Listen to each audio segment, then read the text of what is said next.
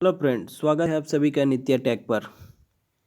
हमारा जो टॉपिक चल रहा है डीसी मोटर, उस टॉपिक का आज हम लोग अगला भाग देखेंगे। तो आज का हमारा जो टॉपिक होगा पार्ट्स ऑफ डीसी मोटर। ठीक है, डीसी मोटर का क्या क्या पार्ट्स होता है, डीसी मोटर में क्या क्या पार्ट्स, क्या क्या इक्विपमेंट लगे होते हैं, डीसी मोटर जो होता है उसको कितने प्रकार से बांटा गया है, क्लासिफिकेशन ऑफ डीसी मोटर, है ना। तो ये सब के बारे में हम लोग चर्चा करने जा रहे हैं आज। तो चलिए शुरू करते हैं आज का हमारा टॉपिक। तो आज का हमारा पहला टॉपिक है पार्ट्स ऑफ डीसी मोटर। तो जैसे कि हम लोग जानते हैं, we know that DC generator एक डीसी मोटर की तरह काम करता है। पहले से पता है, सबको पता है कि डीसी जनरेटर जो होता है एक मोटर की तरह भी काम कर सकता है। इसलिए डीसी जनरेटर में जिस प्रकार के पार्ट्स लगे होते हैं, डीसी जनरेटर हम लोग पहले पढ़ चुके हैं। ठीक है, अगर डीसी जनरेटर का आप लोग वीडियो नहीं देखे हैं तो इसके मेरा जो चैनल है नित्य टेक, उस पर आप लोग जाके उसके प्लेलिस्ट पे देख सकते हैं। तो चलिए शुरू करते हैं डीसी मोटर के पार्ट्स के बारे में। तो जैसे हम लोग जानते हैं, जिस तरह से डीसी जनरेटर का पार्ट्स होता है उसी तरह से क्या होगा, डीसी मोटर का भी वही पार्ट्स लगे होते हैं। तो वैसे ही डीसी मोटर में क्या होगा, पार्ट्स भी लगा रहता है। ठीक है, जो कि पहले के अध्याय में हम लोग यानी कि डीसी जनरेटर में हम लोग पढ़ चुके हैं, जो इस प्रकार से हैं। जैसे क्या क्या पढ़े थे हम लोग, डीसी जो मोटर होता है उसका जो मुख्य पार्ट होता है उसको देखते हैं। तो पहला पार्ट है मेरा पोल शू, दूसरा क्या हो गया, योक या तो बॉडी हो गया, तीसरा क्या होता है आर्मेचर, चौथा क्या हो गया कम्यूटेटर, है ना, पांचवा क्या हो गया मेरा कार्बन ब्रश, छठा क्या हो गया ब्रश होल्डर, सातवां है फ्रंट एंड कवर, आठवां क्या हो गया बैक एंड कवर, 9 नंबर में शाफ्ट या तो पुली, 10 में क्या है बेयरिंग, 11 में क्या हो गया आई बोल्ट, और 12 में क्या हो गया नट एंड बोल्ट, और 13 नंबर है टर्मिनल बॉक्स। तो इतने सारे क्या होते हैं एक डीसी मोटर में पार्ट्स होते हैं। तो उसके आगे का हम लोग टॉपिक देखते हैं classification of DC motor, DC motor का बंटवारा, वर्गीकरण। तो जो डीसी जनरेटर के तरह ही हम लोग क्या करते हैं, डीसी मोटर को भी, है ना, बांटते हैं 3 प्रकार से। ठीक है, पहला जो होता है सीरीज मोटर, दूसरा शंट मोटर, और तीसरा कंपाउंड मोटर। तो पहला देखते हैं सीरीज मोटर क्या होता है ना। ये देखिए फिगर में बना हुआ है। ठीक है, यानी कि एक सीरीज फील्ड बना हुआ है, एक आर्मेचर बना हुआ है, उसके साथ हम लोग क्या करिए हैं सप्लाई लाइन के साथ जोड़ दिए हैं। ठीक है, तो सीरीज मोटर क्या होता है, ठीक है, पहले के अध्याय में तो हम लोग पढ़ चुके हैं। अगर पहले आप लोग ये वीडियो देखे होंगे जनरेटर का तो आप लोग को बहुत अच्छा से समझ में आएगा। अगर समझ में नहीं आ रहा है तो जनरेटर आप लोग देख लीजिए, है ना। तो चलिए शुरू करते हैं सीरीज मोटर, यानी कि इस मोटर का फील्ड कॉइल, है ना, इस मोटर का ये जो फील्ड कॉइल हम लोग बनाए हैं, है ना, वो मोटी तार और कम टर्न्स का बनाया जाता है ना, जिसे आर्मेचर के सीरीज में लगाया जाता है। इसका कनेक्शन क्या रहता है, आर्मेचर के साथ सीरीज में लगाया जाता है, जिस तरह से फिगर में आप लोग देख रहे हैं।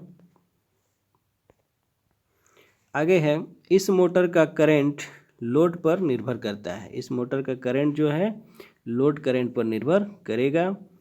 कम लोड पर कम करंट और अधिक लोड पर अधिक करंट होता है। स्पीड भी लोड के विपरीत होती है, लेकिन स्पीड क्या होती है इसका, लोड के विपरीत होती है। इस मोटर का टॉर्क कम स्पीड पर अधिक होता है, इस मोटर का टॉर्क क्या होगा, कम स्पीड पर अधिक होगा। अब आगे हम लोग देखते हैं torque characteristic of DC series motor, DC series motor का टॉर्क विशेषता क्या है ना। तो देखिए सीरीज मोटर में टॉर्क का मान लोड के साथ बढ़ता है, यानी कि जितना लोड डालेंगे तो क्या होगा उसमें टॉर्क का मान पर डिपेंड करता है, यानी कि जिस तरह से टॉर्क का मान होगा उसके साथ साथ क्या होगा वो लोड पर डिपेंड करता है, यानी कि लोड भी बढ़ेगा।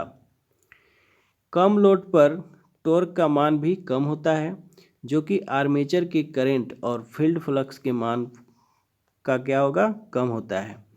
इसलिए टॉर्क फ्लक्स और जो आर्मेचर करंट होगा उसके क्या हो जाएगा, ये समानुपात में हो जाएगा। अतः डीसी सीरीज मोटर का टॉर्क आर्मेचर करंट के वर्ग के समानुपाती होता है। तो इस तरह से ग्राफ में दिखाया गया है। यहाँ पर यह टॉर्क को इंडिकेट कर रहा है, नीचे एक लाइन आर्मेचर को इंडिकेट कर रहा है। यहाँ पे ये इसका उत्पन्न होने वाला ईएमएफ को शो कर रहा है, ठीक है, इस ग्राफ के माध्यम से। तो इस तरह से जो टॉर्क होगा, ठीक है, फोर्स, ठीक है, और आर्मेचर करंट पे डिपेंड, फ्रीक्वेंसी और आर्मेचर करंट पे डिपेंड करेगा। तो इस तरह से 5 समानुपात क्या हो जाएगा, सीरीज फील्ड करंट के समानुपात में हो जाएगा। तो टॉर्क बराबर क्या हो जाएगा, टॉर्क जो होगा सीरीज फील्ड करंट और आर्मेचर करंट के समानुपात में हो जाएगा, है ना। अब हम लोग अगर देखेंगे सीरीज फील्ड का करंट तो क्या हो जाएगा आर्मेचर करंट के समान हो जाएगा, क्योंकि हम लोग जानते हैं ये जो सीरीज फील्ड बना हुआ है ये आर्मेचर के साथ सीरीज में लगा हुआ है। और सीरीज का विशेषता आप लोग पहले जानते होंगे या पढ़ चुके होंगे कि सीरीज मोटर में क्या होता है या सीरीज कनेक्शन में क्या होता है, करंट, ठीक है, करंट जो होती है सभी पॉइंट पर एक बराबर इक्वल होती है, इक्वल मात्रा में फ्लो करती है, ठीक है।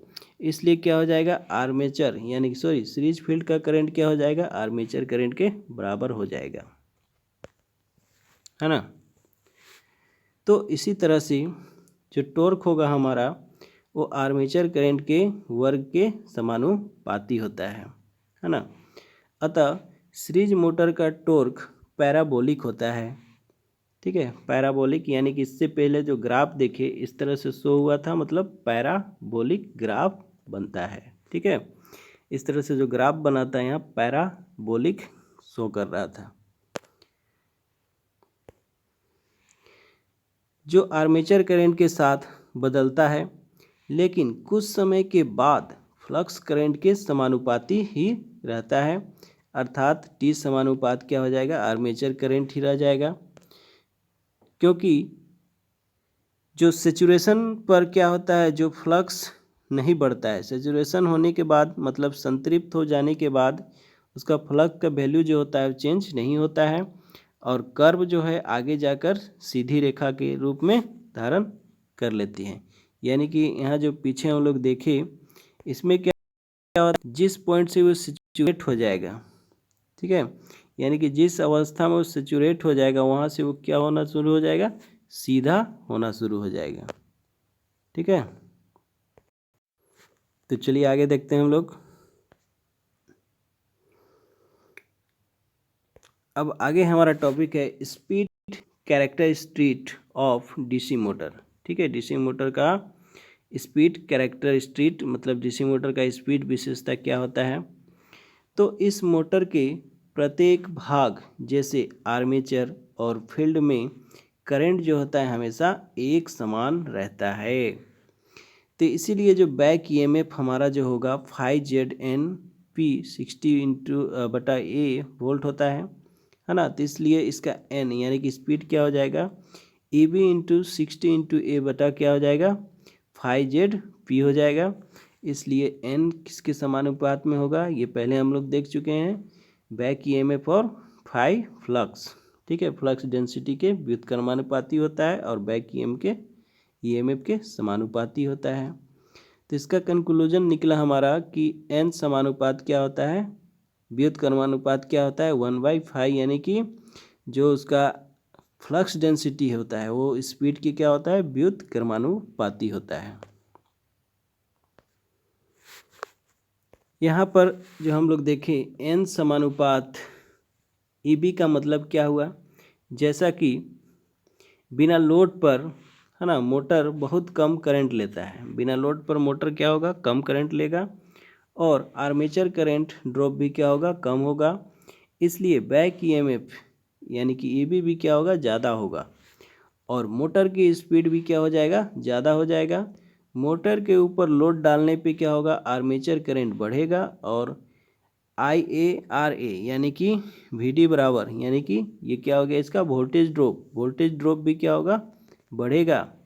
इसके बढ़ने से क्या होगा स्पीड कम होगा, जो नीचे के कर्व में दिखाया गया है स्पीड क्या हो जाएगा कम होते चला जाएगा। यानी कि n व्युत्क्रमानुपाती क्या हो जाएगा 1/5। अब इसका मतलब क्या होता है, लोड के बढ़ने पर आर्मेचर करंट बढ़ेगा, यानी कि आर्मेचर करंट बराबर क्या हो जाएगा सीरीज फील्ड का करंट।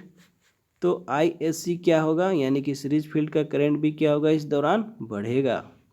तो फाई यानी कि फ्लक्स डेंसिटी किसके समानुपात में हो जाएगा, सीरीज फील्ड के करंट के। तो यहाँ पर जो फाई है, फाई भी इसमें बढ़ेगा और जो स्पीड है वो क्या हो जाएगा, कम हो जाएगा।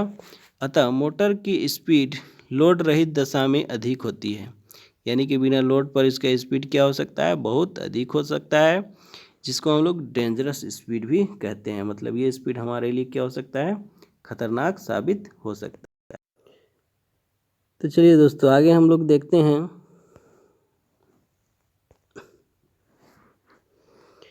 ये जो सीरीज मोटर है उसका उपयोग कहाँ कहाँ पर इस मोटर का हम लोग उपयोग करते हैं। तो याद रखिएगा इस मोटर का उपयोग वहाँ यानी कि वैसे स्थान पर किया जाता है जहाँ क्या हो, शुरू से ही अधिक स्टार्टिंग टॉर्क की आवश्यकता होती है, जैसे कि क्रेन है ना, ट्रेन, ट्रॉली कार, बसें, यानी कि इस तरह का जो मशीन होता है जहाँ पर स्टार्टिंग से क्या हो, लोड हो, वैसे जगह पर हम लोग सीरीज मोटर का प्रयोग करते हैं। अगला जो हमारा मोटर है शंट मोटर है ना, शंट मोटर के बारे में देखते हैं। तो शंट मोटर का यहाँ कनेक्शन डायग्राम दिखाया गया है। यहाँ एक शंट फील्ड बना हुआ है, यहाँ एक आर्मेचर बना हुआ है। यहाँ पे क्या हो गया, इसका इनपुट वोल्टेज हो गया। तो चलिए देखते हैं शंट मोटर। इस मोटर का फील्ड कॉइल जो होता है, ये जो फील्ड कॉइल बना हुआ है वो पतला तार और ज़्यादा टर्न्स का बनाया जाता है, जिससे उसका प्रतिरोध अधिक हो जाता है। यह कॉइल आर्मेचर के पैरेलल में लगा होता है, जैसा कि चित्र में दिखाया गया है। ये दोनों क्या है, पैरेलल में आपस में कनेक्ट है। इस मोटर की करंट लोड रहित या लोड सहित दोनों ही दशाओं में क्या होगी, लगभग एक बराबर रहती है, यानी कि लोड डालने पर या बिना लोड पर दोनों क्या होगा, दोनों स्थिति में एक समान रहता है। और फील्ड को, ठीक है, और जो फील्ड होता है उस फील्ड को सप्लाई वोल्टेज का क्या होता है, पूरा पूरा वोल्टेज मिलता है, यानी कि जितना हम लोग उस पर इनपुट देते हैं वो सारा वोल्टेज क्या होता है, उसका फील्ड को मिल जाता है। इसीलिए इसका लोड करंट जो होगा क्या होगा, शंट फील्ड और जो आर्मेचर करंट होगा दोनों के योगफल के बराबर होगा।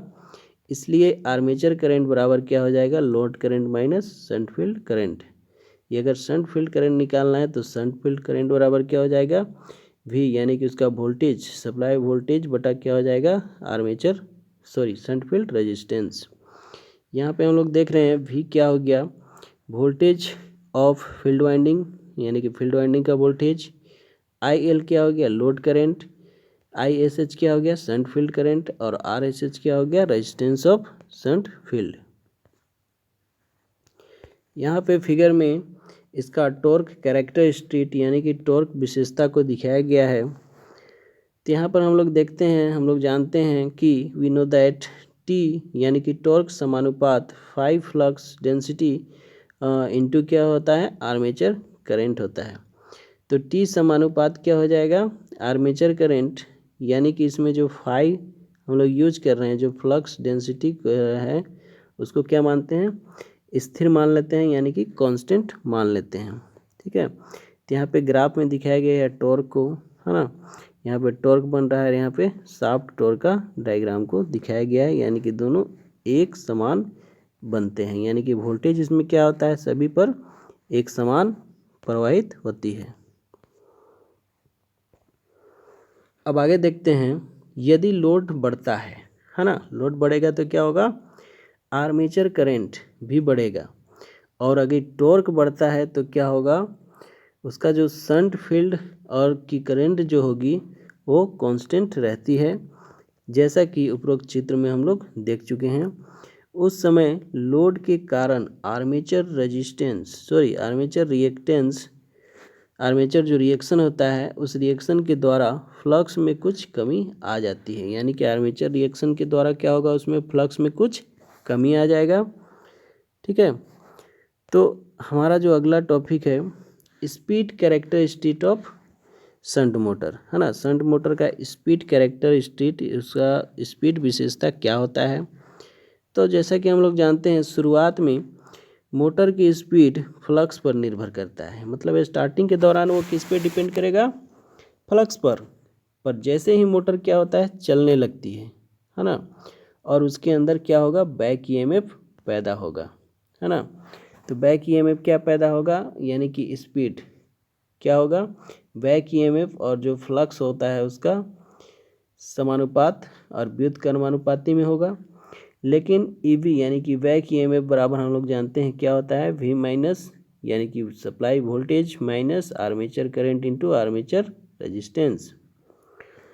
अब हम लोग देखते हैं लोड रहित दशा में आर्मेचर ड्रॉप कम यानी कि IA इंटू RA या V के बराबर होगा, यानी कि वोल्टेज के बराबर होगा।